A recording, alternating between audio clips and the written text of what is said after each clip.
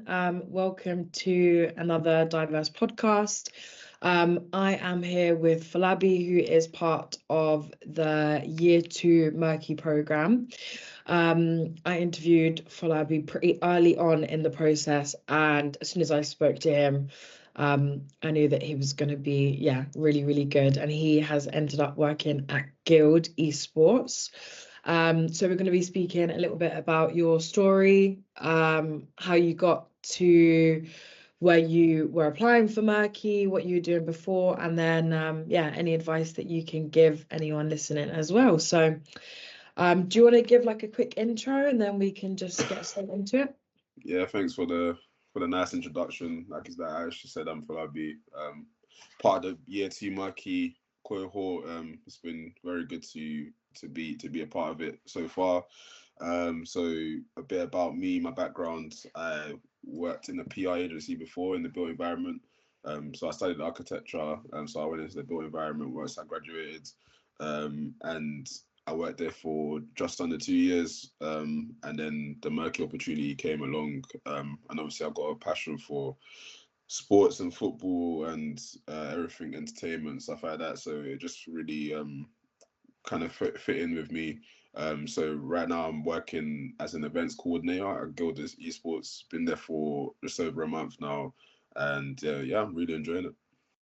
Nice, thank you. Cool. Let's start with architecture, actually, because that was, I think, of all of the people that did go to uni that were part of Murky, there wasn't that many people that I spoke to that studied architecture. And those that did went for the role at KSS, which is obviously an architecture firm.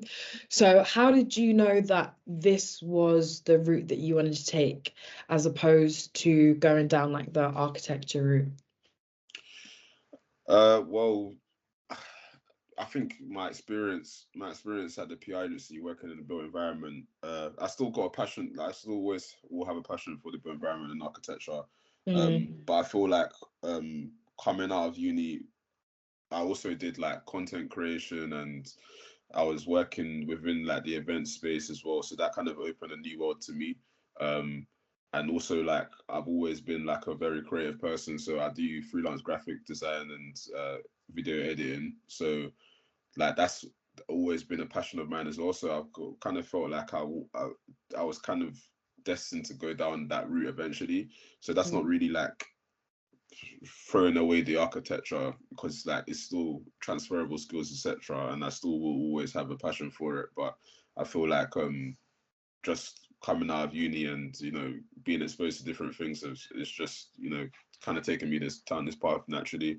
And still kind of young, so just exploring and seeing what I can do in the industry and seeing if I can make my mark in the industry, and hopefully I can, fingers crossed.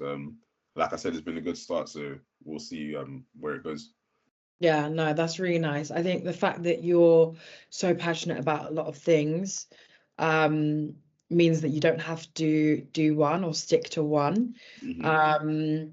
Let's speak about graphic design. So you've been like a freelance graphic designer. You've been doing graphic design for the best part of like 10 years, which is obviously so good for someone like you said that is still fairly young. Speak to me about that. Like, how did you get started with that? And like, you've obviously spoken about how all the transferable skills from architecture is helping now. How do you think some of those transferable skills from your like graphic design work has helped you get to where you are now? So graphic design kind of started in school, really. Like I used to do like YouTube and stuff, so like just making thumbnails and stuff for my YouTube videos, and like people would want. I think when I was in school, everyone wanted to do YouTube, so like people would want like designs for their videos, etc. And then I'll just do it for them, and then it just became a hobby. And so it's a self-taught thing. It's something that I really enjoy doing, something that I'm really passionate about. And I've tried to like kind of make a business out of that on the side as well. So I don't see that as like a job or anything. It's just something that if I'm out of work or if I'm not doing anything, like I'm gonna be on like Photoshop or Premiere Pro, like trying to create something, or like even in my own personal time when I went on holiday to LA or when I went Paris last year, like I made my own little like mini movie with my friends, like just stuff like that. But I'd say like transferable skills, because right now I'm working in events, but like I'm within like the production team of events, so I can, I also have that scope to also like help out the production team with like editing and like any social assets that need to go out on the guild page, or like yeah, any edits like that. So yeah, those are the transferable skills, and also like working under pressure as well.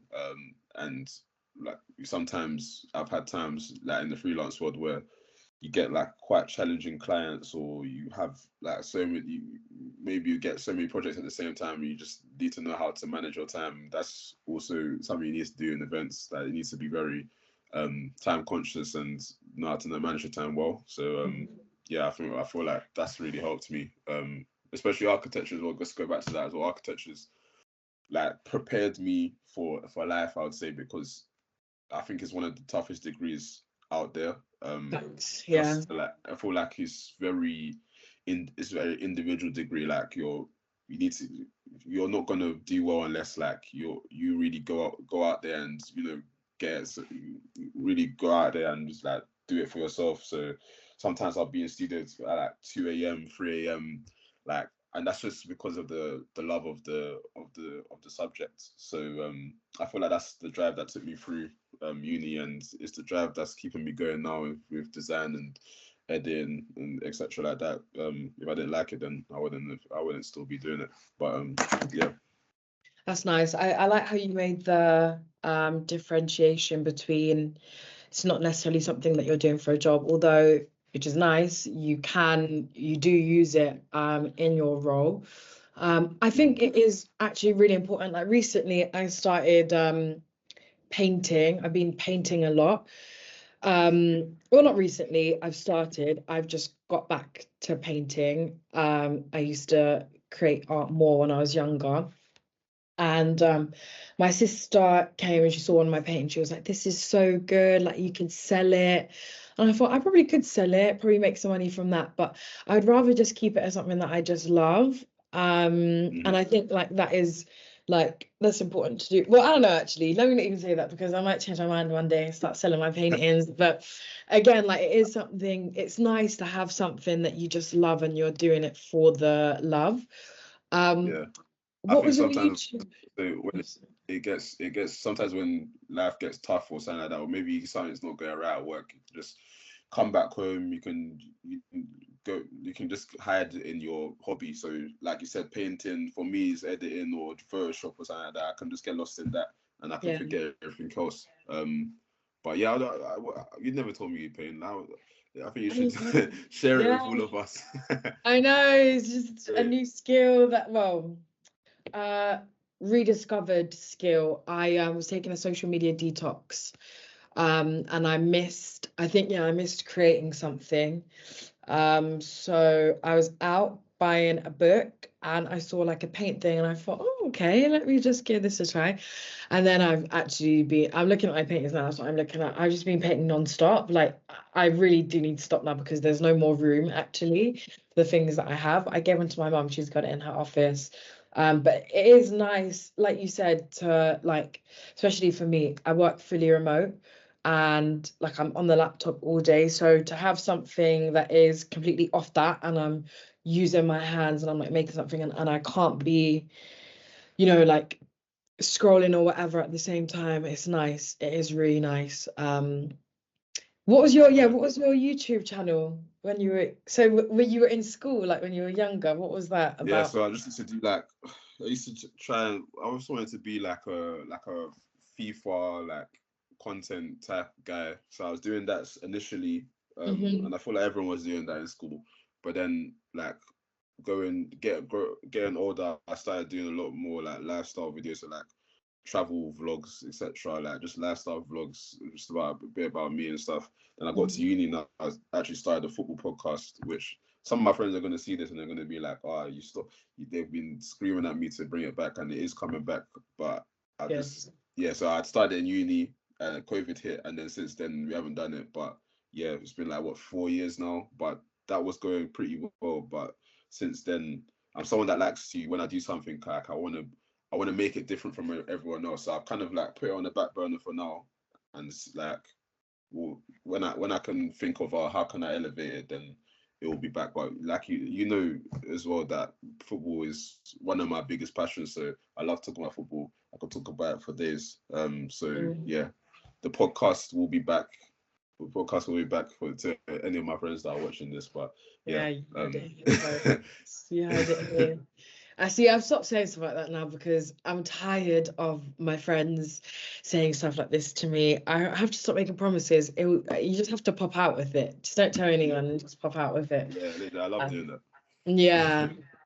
Was it like a solo pod? Was it like yourself or were Yeah, you? it was me and a couple of my friends that I was in uni with. So yeah, it was Nice. like 4 or 5 of us. And yeah, it was doing pretty well. But I still do like my own content, but I don't upload it on YouTube.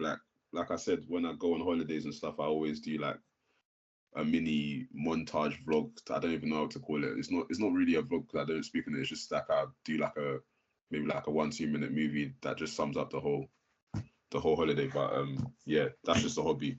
Just That's post on nice. like my personal social pages and stuff like that. But yeah. Yeah. No, I can relate to that one. Yeah. And I love those types of videos too. So you're defo that friend that like the camera's gonna be in your face, like, sorry, there's content to be taken. Yeah, definitely. It's good. It's good. It's good. Because sometimes like I do like doing that, but sometimes like if I'm in the moment, I'll forget. And then of course it's very good to enjoy the moment. But then you look back and you think, the memories are not captured. So that's good. Yeah. Oh, and we'll be waiting on the podcast to come back as well. Cool. So let's speak a little bit about Guild then. So you said that you started off doing like FIFA videos. Guild is obviously esports. Now, I don't know if you knew much about esports before, but before starting with Murky, I did not. I didn't know it was a thing. So I had to learn about that in doing the recruitment for Guild. So yeah, how has that journey been in a pretty niche industry, I would say? How's your time been so far, your first month? Yeah, so I wasn't an expert in esports, but I knew pretty a lot about esports, obviously, because I used to game a lot and do all of that. So and I still play games now, like FIFA and stuff like that.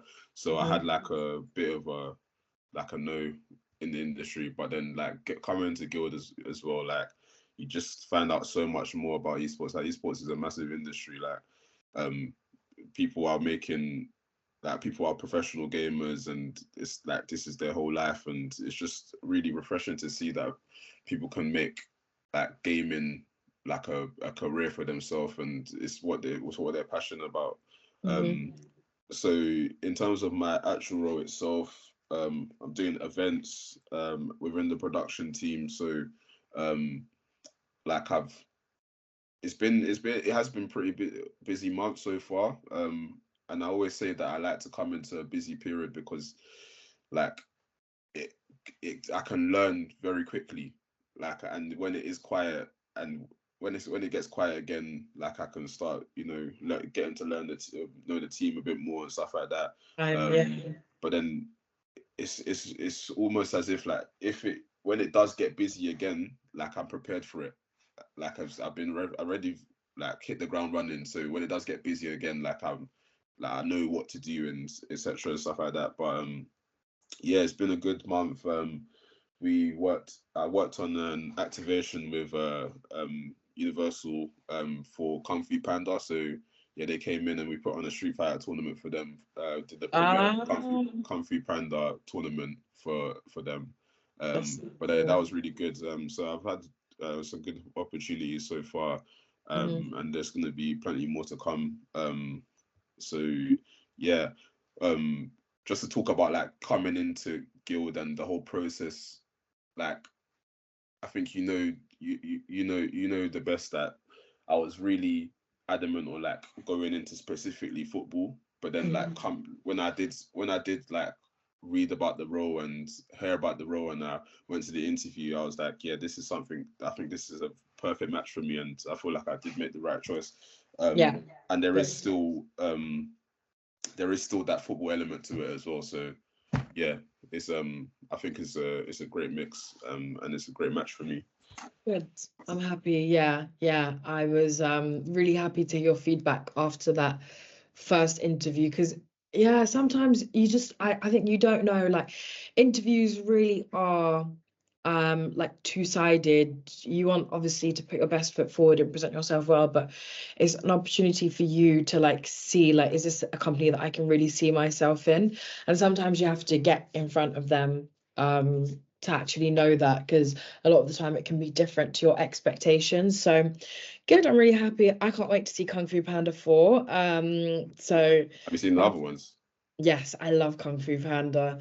I think the last one came out in like 2016 or something like that. I can't remember. Yeah, Yeah, it's been a yeah. while.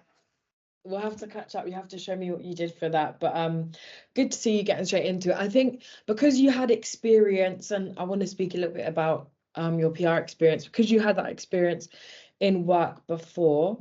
I think for someone like you, get like coming in and like hitting the ground running is good. And I am in agreement with you. Like I like, to be fair, actually starting at Diverse was the only time that it wasn't super super busy, because I started in summer.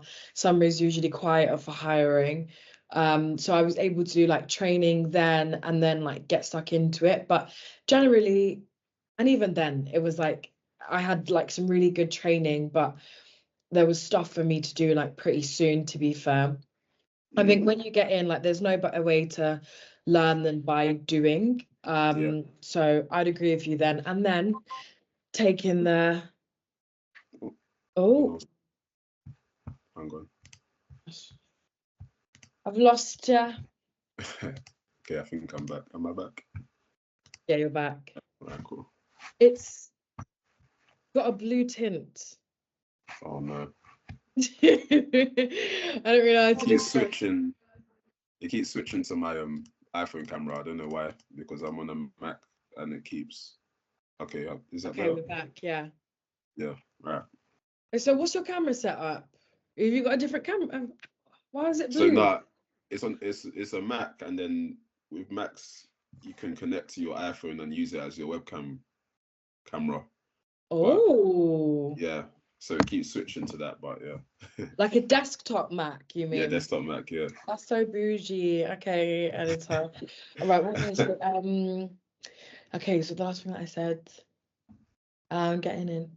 Yeah, so starting, yeah, getting started. Yeah. Okay, so yeah, the best way to learn is definitely by doing. I think for someone like you that has a little bit more experience, and it sounds like the way that you work also is a bit more like practical, like you'd rather just get stuck in.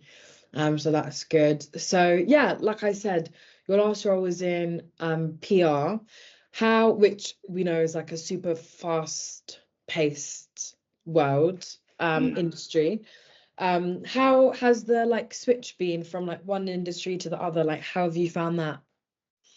Like it's been very different because, and I feel like the PR world has really prepared me for like the fast paced element and stuff like that, because obviously I was working in an agency, so I would have like maybe like 10 different clients at a time, maybe 10, 12 different clients, and it's switching to now I've switched to like I'm working in house, so we are the client now, so it's very different in that aspect where I'm not like having to speak to 15 different clients a day.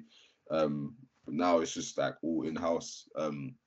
So yeah, PR world is it was great. It was great. I think even speaking to you, it wasn't a thing where I was desperate to leave. No, I just you felt weren't. like it was something that this was a very good opportunity that I just felt like I have to take it and I have to go into now. So it wasn't a thing where I have to leave and stuff like that. And I left on very good terms. But yeah, I just felt like I think I've made the right decision, and hopefully it pays off. And I think it is paying off at the moment. So yeah, Good. fingers crossed.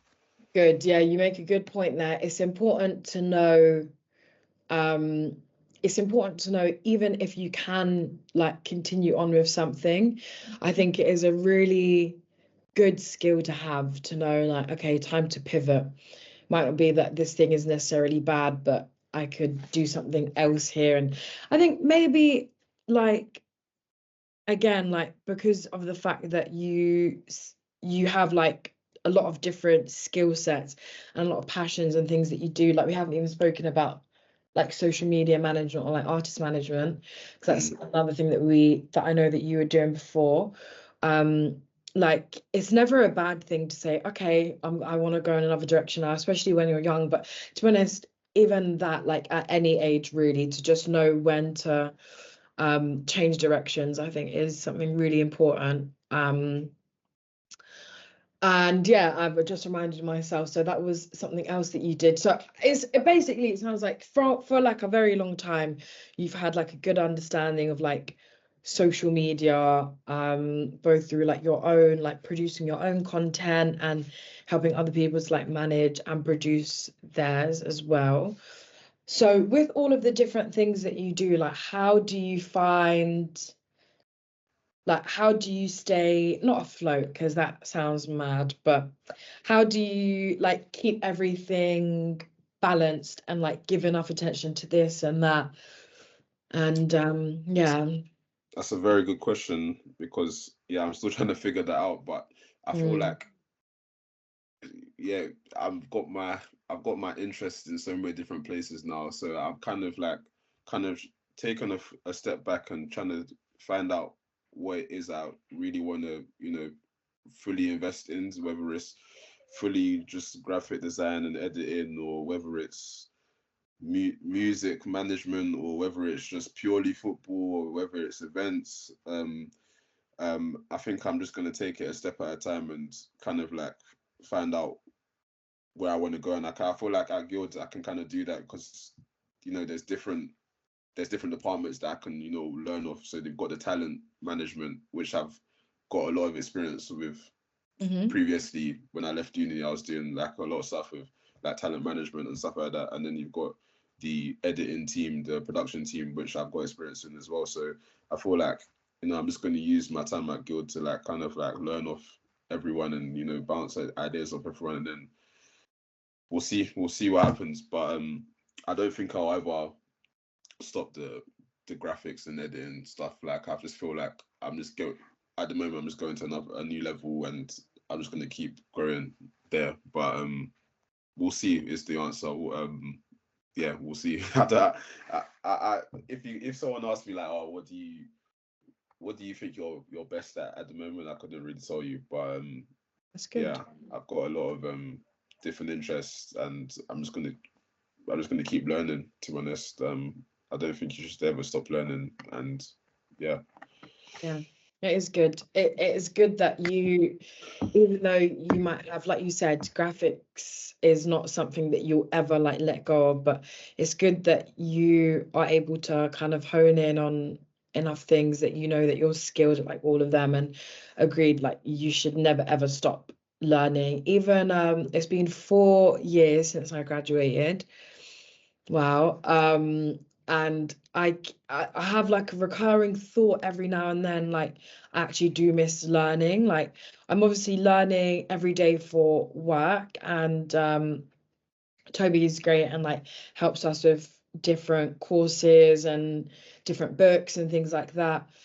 But as you all know, like it's very difficult to like keep like, especially because we're busy, to have time to learn and to like work at the same time. So I think it is really important to like have some time aside to like keep getting better at the things that you love and learn new things as well, and pick up new things where you can.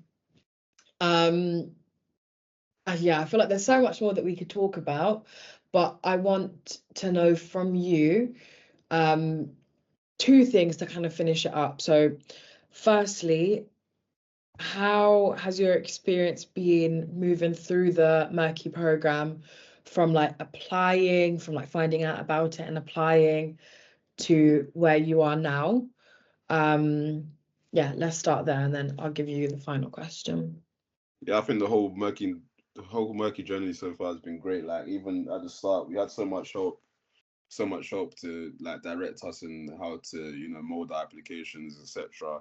And then also just to like towards getting the job offer, and then after that, like the constant checking in and seeing how we're doing, and that stuff like this, talking with you, being able to talk with you, and like just talk about how it's going so far, etc.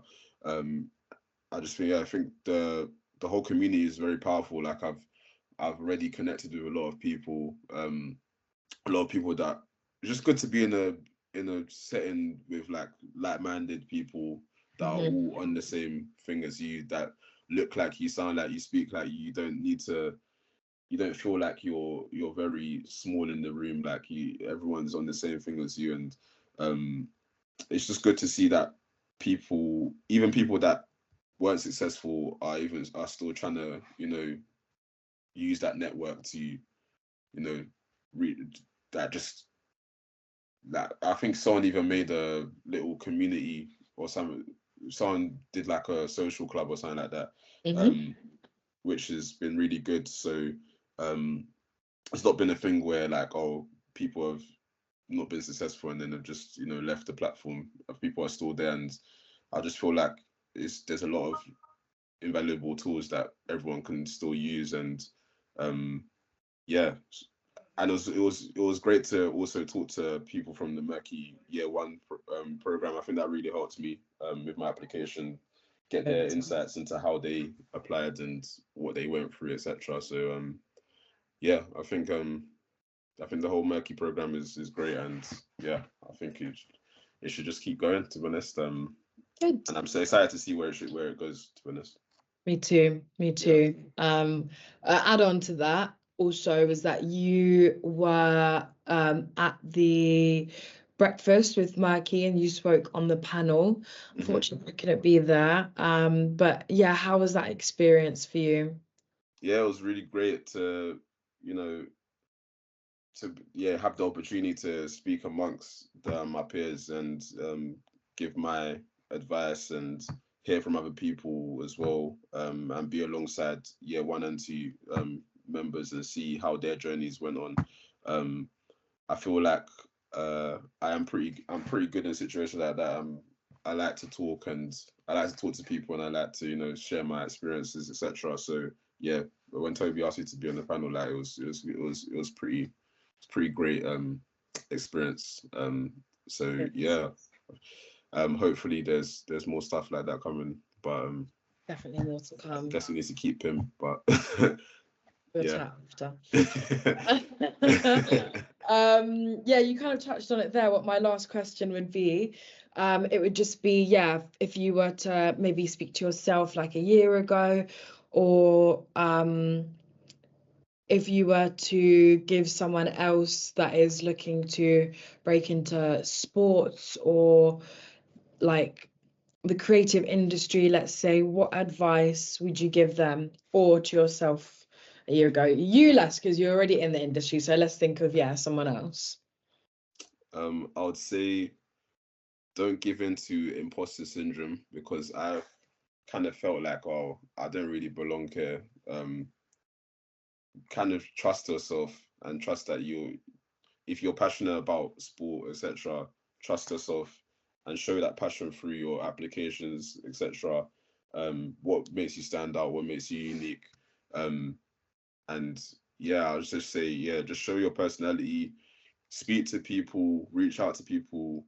Um, like even me, like I don't consider myself as like successful or anything, but people have like even been reaching out to me to help like them out and stuff like that, to know how I've done it and etc. like that. And I just love to help people out, because that was me reaching out to people and getting advice of them. So never feel like, humble yourself, and like just never feel like you're too big to like ask someone for help or ask someone for Mhm. advice. And yeah, just connect to people that are on the same journey as you, and see how you can help each other, and see you never know what advice someone can give you, and watch what strength somebody could give you, or yeah, you guys could help each other out. So yeah. No, that's really good advice. Thank you for that.